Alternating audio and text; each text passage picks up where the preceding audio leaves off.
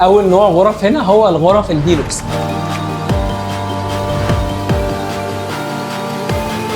غرف الديلوكس طبعا زي ما هي باين عليها حجم الغرفه كويس، الديكوريشن والستايل بتاع الغرفه باين عليه قد ايه هو جديد. ولو انتوا عرسان كده كده طبعا الاوضه بتيجي كينج سايز بيد، بيكون معمل لكم ديكوريشن حلو، بيكون في امانيتيز كتير قوي موجوده، فاكهه، تورتايه. الفيوهات بقى بتاعت الغرفه الديلوكس بتكون متنوعه. الستاندرد هنا ان اغلبيه الديلوكس طبعا كلهم بيكونوا دايركت على البول على طول، وكمان لو انت عايز تاخد غرف سي فيو برده متاح هنا. ولكن بشكل عام من وانت هنا اصلا في البلكونه بتاعتك دايما بتكون شايف الفيوهات حلوه قوي موجوده قدامك في كل حته.